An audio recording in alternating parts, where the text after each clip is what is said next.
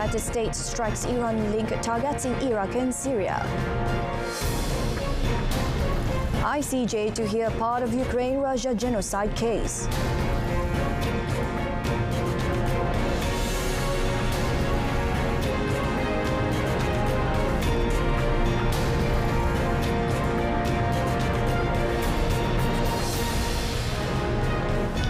Thank you for joining us. I'm Berita RTM and this is World Today.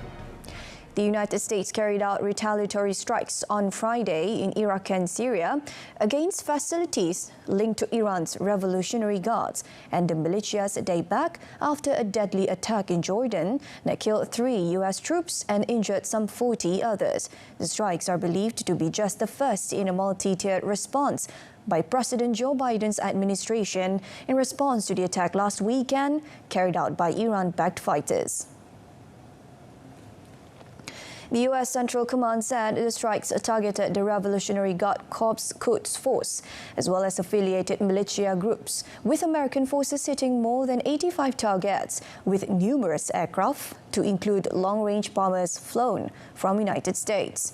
It said the airstrikes employed more than 125 precision munitions, adding that the targets included command and control and intelligence centers, as well as rocket, missiles and drone storage facilities belonging to militia groups and Iranian forces. National Security Council spokesman John Kirby told journalists that the strikes lasted about 30 minutes, though they involved a lengthy trip for the B-1 bombers that took part after flying from the United States. He said the Defense Department is still assessing damage from the strikes, but that the United States believes the raids were successful and made it clear that more would follow. Meanwhile, Iranian President Ibrahim Raisi said the country will not start a war, but would respond strongly to anyone who tried to bully it after the United States said it was planning attacks on Iranian sites in Iraq and Syria. جنگی رو آغاز نخواهیم کرد، اما اگر کشوری نیروی ظالمی قلدری بخواد قلدری بکنه، جمهوری اسلامی ایران جواب او رو جواب محکمی خواهد داد. While the U.S. strikes did not target any locations inside Iran, they are likely to increase concern about tensions in West Asia, spiraling from Israel's more than 3-month-old war with Hamas in Gaza. Iran's elite Revolutionary Guards were also said to be pulling senior officers out of Syria. Iranian advisors assist armed groups in both Iraq, where the U.S. has around 2,500 troops, and Syria, where it has 900. The United Nations highest court will hear a case in which Ukraine has asked for a declaration that Kiev is not responsible for genocide in eastern Ukraine, as Russia claimed as a pretext for attacking its smaller neighbor. Ukraine brought the case to the National Court of Justice (ICJ), also known as the World Court, days after Russia's full-scale invasion in Ukraine in February 2022. Now, on Friday, judges found the court had jurisdiction to hear just a small part of the original case. The judges threw out a request by Ukraine to rule on whether or not the Russian invasion violated the 1948 Genocide Convention. Instead, the panel of 16 judges said they will only rule at a later stage on whether or not Ukraine committed genocide in the Donetsk and Luhansk areas of eastern Ukraine, now occupied by Russia. Ukraine previously argued there was no risk of genocide in eastern Ukraine, where it had been fighting Russian-backed forces since 2014. The court issued emergency measures in March 2022, ordering Russia to immediately halt its military operations in Ukraine. While the court's ruling are final and legally binding, it has no way to enforce them, and some states, like Russia, have ignored them. Russia's Election Commission announced it has found irregularities in the list of signatures that anti-war candidate Boris Nazardin submitted to back his bid to run against Vladimir Putin in an upcoming election. Nazardin needs the Central Election Commission to approve signatures he submitted on Wednesday from more than 100,000 supporters across Russia in order to get his name on the ballot for the March election. The Electoral Commission met on Friday and its Deputy Chairman Nikolai Bulayev said some of these supporters lists submitted by candidates contain the names of the dead people. The results of the Commission's checks on the signatures submitted by Nazardin and another candidate, Sergei Malinkovich, would be presented on Monday. Nobody expects Nazardin to win if he is allowed to run, given Putin's long dominance and control of the state. But Nazardin has become the preferred candidate of some Russians who oppose Moscow's special military operation in Ukraine. There was no immediate comment from Nazardin. The Kremlin has said it does not see Nazardin as a serious rival to Putin, who it says will win the election on the basis of overwhelming popular support built up during more than 2 decades in power as either president or prime minister. A United States judge formally postponed former President Donald Trump's trial on federal charges that he sought to overturn the 2020 election results, which was scheduled to begin next month. The delay, which was widely expected, stems from an appeal by Trump on claims that he is immune from prosecution for official actions taken while he was president. The case in federal court in Washington has been pushed since December while Trump pursues the appeal. U.S. District Judge Tanya Chutkan did not set a new trial date on Friday, but said she would wait until the case returns to her court. The U.S. Court of Appeals for the District of Columbia Circuit heard arguments on Trump's immunity claimed on 9 January, but has not yet issued its ruling. Trump, who's closing in on the Republican presidential nomination, has pleaded not guilty to 4 felony counts, accusing him of multi-pronged conspiracy to use false claims of voter fraud to overturn his defeat to Democrat Joe Biden in 2020. A convoy of military trucks and armored vehicles set off for Brazil's northern border with Venezuela and Guyana to reinforce the presence of the Brazilian army due to tensions over the Venezuelan claim to the Essequibo region. The 24 armored cars arrived in Manaus by river transport, and some of them left by road for Boa Vista, the capital of Roraima state, where the local garrison will be increased to 600 soldiers. The armored vehicle reinforcements include 6 Cascavel, a 6-wheeled Brazilian armored car with a 37mm cannon, 8 Guarani, a 6x6 personal carrier, and 14 Guacuru, a 4-wheel drive multitask light armored car. The border conflict involves a 160,000 square kilometer region of Guyana that is more than twice the size of the island and mostly thick jungle. Venezuela reactivated its claim over the Essequibo in recent years after the discovery of large oil and gas deposits offshore from Guyana. Venezuela and Guyana agreed in December not to use force or escalate tensions in the Essequibo dispute at a meeting in St. Vincent and the Grenadines. But the threat of Venezuelan aggression was taken seriously by Brazil's government that warned that it would not allow Venezuela to use Brazilian territory in Roraima to invade the Essequibo, there being no other land route through the jungle. South Korea's military said that North Korea fired multiple cruise missiles off its west coast. The 4th time in just over a week, Pyongyang has launched such missiles.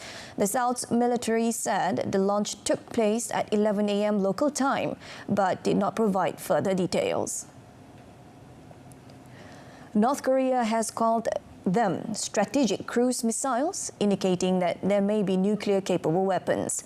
Earlier this week, it said it had tested its new submarine-launched cruise missiles, with leader Kim Jong-un on site to supervise. South Korean Defense Minister Lee Jong-sup said the North appeared to have made substantial progress in miniaturizing nuclear warheads to fit tactical guided weapon systems. On 6 September, North Korea launched its first operational tactical nuclear attack submarine and assigned it to the fleet that patrols the water between the Korean Peninsula and Japan. North Korea also possesses a new nuclear-capable underwater attack drone, thought to be the HAIL system, which the isolated nation tested in March last year.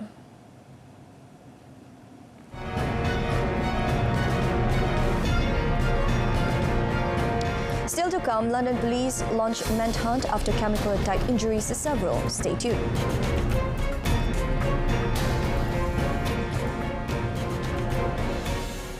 Now, British police have launched a manhunt for a suspect who injured several people by throwing a corrosive chemical on them, with political attention focusing on his status as someone who had been granted asylum after a conviction for sexual assault. London's Metropolitan Police said they were looking for Abdul Shukur Izadi after a woman and her two daughters, aged 8 and 3, were attacked on Wednesday night in Clapham, South London, leaving them in hospital with possibly life-changing injuries. 3 other women and 1 man who came to their aid suffered minor burns injuries, and 5 police officers who responded were also injured. The arrival of asylum seekers is the focus of a heated political debate in Britain on how to control illegal migration. Prime Minister Rishi Sunak has made tackling the issue a key pledge ahead of an election expected later this year. Police said it was reported that Izadi had thrown a child to the ground and that the chemical used in the attack was alkaline. His last confirmed sighting was at a supermarket on a busy thoroughfare of North London, where he is believed to have purchased a bottle of water. Severe air pollution choked Vietnam's capital of Hanoi, wreaking havoc on air traffic at the city's airport. Air Visual and independent online air quality index monitors said Hanoi's levels of hazardous small particles in the air were at extreme high of 257 micrograms per cubic meter early on Friday. Despite the high level of pollution, Hanoi streets on Friday afternoon were still crammed with the usual heavy traffic, while locals could be seen strolling along the shores of the scenic Hoan Hiem Lake, which was shrouded in smoke.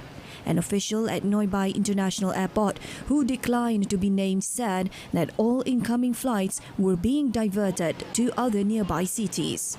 Nearly 100 flights to and from the airport have been affected, state media reported, citing the airport authorities. Air pollution in Hanoi has constantly been ranked among the world's highest, with health authorities last month advising people to wear masks and limit outdoor activities. Wildfires rage in swathes of central Chile, covering the area like Valparaiso in dense smoke. According to the latest reports from the National Service for Disaster Prevention and Response, in Valparaiso region there are active forest fires covering 5 hectares in Camino Las Docas and 30 hectares in the Las Tablas complex, Lago Penuelas Reserve. The fires have interrupted traffic on several routes in the area. Drone footage showed Texas National Guard officers continuing to put up razor wire along the U.S.-Mexico border in Eagles Pass, Texas. Eagle Pass has become a flashpoint in a dispute between the White House and Texas Republican Governor Greg Abbott over federal and state powers to deal with illegal immigration. Texas has deployed National Guard troops to the border and laid concertina wire and floating buoy barriers in the Rio Grande in an effort to deter migrant crossings, leading to legal and political disputes with the Biden administration. Maltese farmers drove their tractors and heavy vehicles to Floriana as part of the widespread protest against agricultural policies adopted by European Union. The Maltese farmers, led by active farmer organisation, echoed protest in other parts of Europe, with farmers asking governments and European institutions to help them cope with higher energy prices and the growing impact of climate change. Frustrations came to a head in Brussels this week, where farmers threw eggs and stones at the European Parliament and set off fireworks as they demanded EU leaders at a summit nearby do more to help them.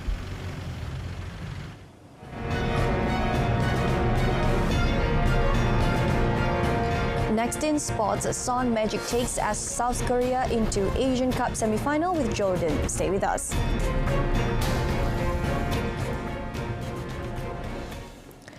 South Korea advanced to the semi-finals of the Asian Cup with a 2-1 comeback win over Australia in extra time at Al Janab Stadium after Son Heung-min scored the winner with a sublime free kick. Australia had taken the lead just before half-time when they cleverly switched flanks with neat passes in the box before Nathaniel Atkinson's cross found Craig Goodwin, who had time to set himself up for a volley into the bottom corner. But South Korea had dominated possession, and with the time running out, Son won a penalty in stoppage time, which was put away into the top corner by Hwang Yi-chan.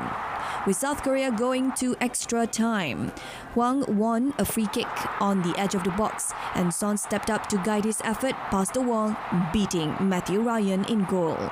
Australia's attempts to fight back suffered a blow when Aidan O'Neill was sent off after VAR review for a foul on Hwang, reducing Graham Arnold's side to 10 men for the second half of extra time.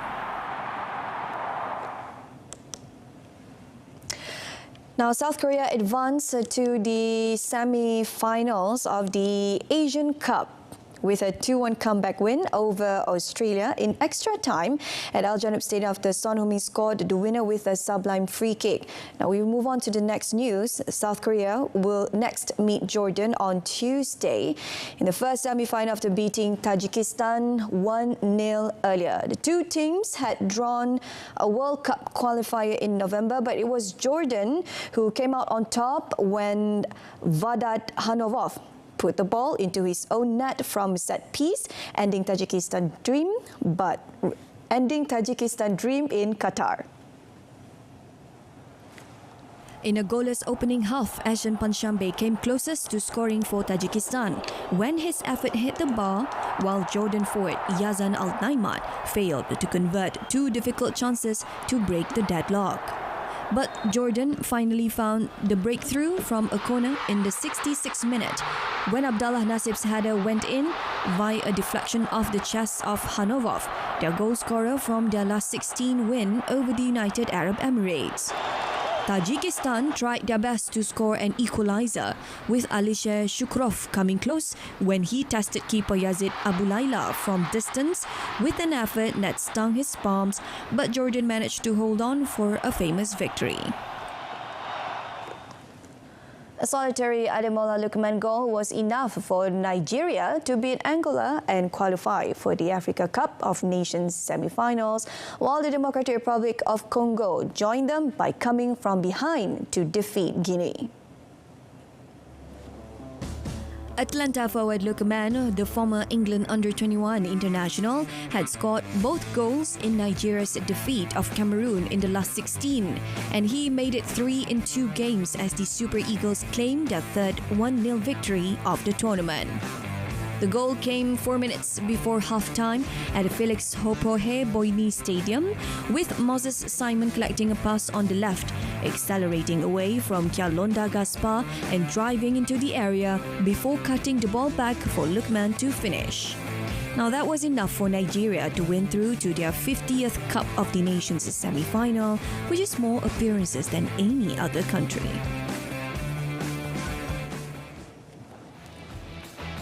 Meanwhile, Friday's second match saw Congo see off Guinea 3-1 across Abidjan at the Mbappé Olympic Stadium. Muhammad Bayo was pushed over in the box and converted the resulting penalty for his third goal of the competition. However, Leopards captain Shanem Baba produced a fine finish to equalise before the half-hour mark, and the Congolese took the lead with a penalty of their own in the 65th minute. Silas Katompa Mvumpa was stripped in the box by Julien Janvier, and Yohan Wissa of Brentford made no mistake from the spot. Congo then clinched their place in its first semi-final since 2015, thanks to the stunning late free kick by Besiktas fullback Arthur Masuaku from way out on the left flank. Congo now stay in Abidjan for a semi-final against either Mali or host Ivory Coast, who meet in the last 8 today. Britain won the first gold medal of the World's Aquatic Championship in the mixed team diving event on Friday. Tom Daley, Andrea Spandolini-Cerex, Daniel Goodfellow and Scarlett Mew-Jansen earned a combined score of 421.65 points from the 6 dives to claim first place on the opening day of competition in Doha. Mexico got the silver medal, while Australia finished third and claimed bronze. Daley, who is now a 4-time world champion, was competing internationally for the first time since August 2021, when he won the men's synchronized 10-meter platform gold medal at the Tokyo 2020 Olympics. Daley will compete with Noah Williams in the men's 10-meter synchronized competition on Thursday. That event will double up as qualification for the Olympics, as Daley attempts to compete at his 5th consecutive games. Doha is hosting the World Aquatic Championships, which take place from 2nd to 18th February. Haas was the first Formula One team to launch their Formula One car for the 2024 World Championship on Friday. The Ferrari-powered car is now a mainly black livery. Nico Hülkenberg and Kevin Magnussen will drive the new car, but the team have set low expectations, having slumped to 10th and last in the 2023 Constructors' standings with only 12 points. A disappointing 2023 season led to the team principal Gunther Steiner being replaced by Ayao Komatsu, who had been the director of the engineering last year. Komatsu, 47, who has also been with the team since the beginning after previous stints at British American Racing, Renault and Lotus, where he was race engineer for French driver Romain Grosjean. He will take responsibility for overall strategy and track performance. Haas have yet to win a Grand Prix or finish on the podium, and their best season was 2018, when they finished 5th overall. The 2024 season starts in Bahrain on March 2nd after testing from 21st until 23rd February.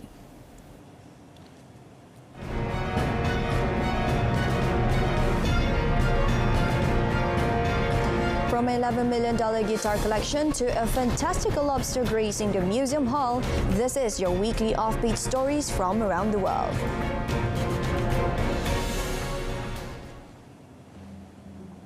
Guitars from the collection of a former Dire Straits frontman Mark Knopfler hit the auction block in London, selling for over £8.8 million or $11.2 million and setting multiple records. The auction included over 120 guitars and amplifiers used by the British musician to record and perform several of the Dire Straits' biggest hits.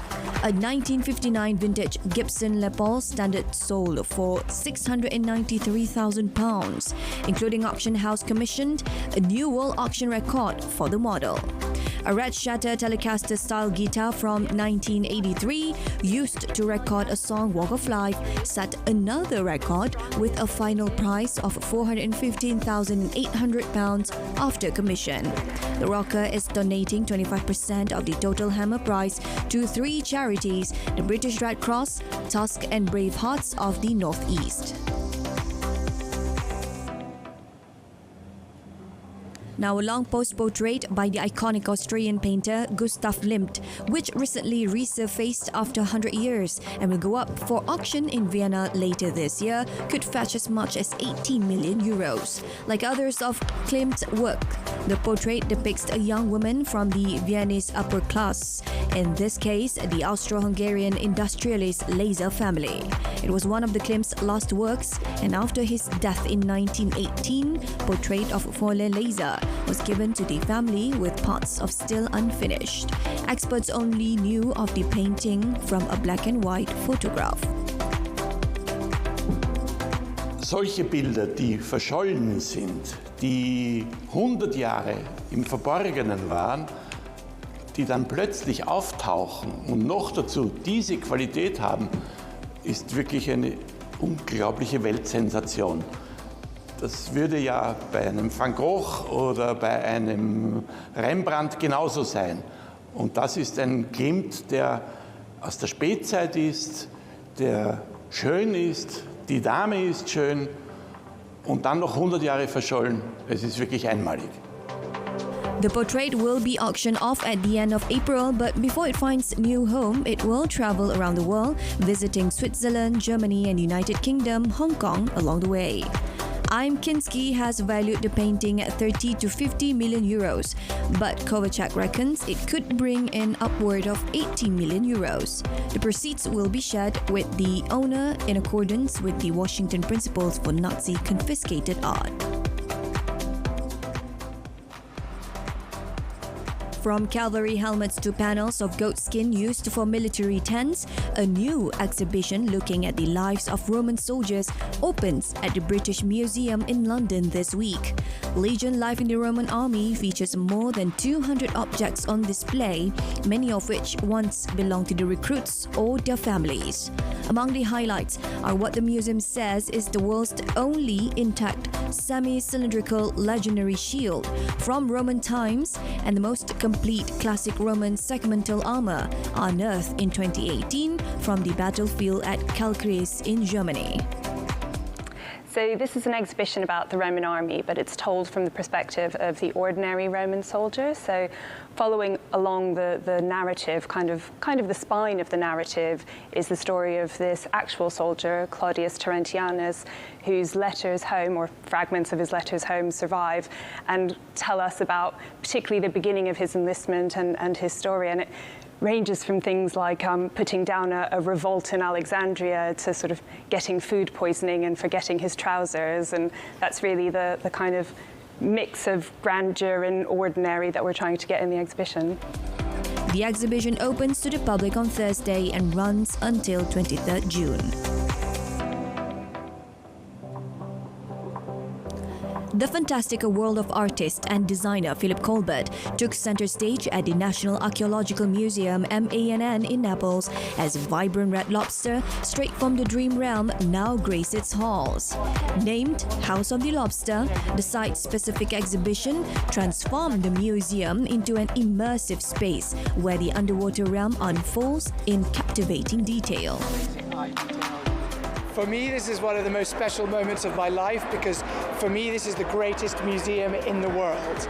It has the blueprints of art history. It's like the art bank. All of the great mosaics and frescoes of Pompeii are truly the blueprints that capture the genius of antiquity painting, which was lost in history. And things like the Alexander the mosaic and the Marine mosaic are true masterpieces. And so they've been a huge inspiration for my work. The artist's distinctive palette and surrealistic touch intertwine with the archaeological context, creating a harmonious celebration of the myth of the lobster. The exhibition not only brings a burst of contemporary creativity to the venerable National Archaeological Museum, but also underscores the enduring resonance of mythology in the modern artistic landscape. And that ends our bulletin today, wrapping up with a recap of our top story. United States strikes Iran-linked targets in Iraq and Syria. Tune in to Malaysia Tonight coming up at 8:30 p.m. on TV1 and Saluran Berita RTM. From river to the sea, Palestine will be free. I'm Shuhaida Arifin. Thank you for watching.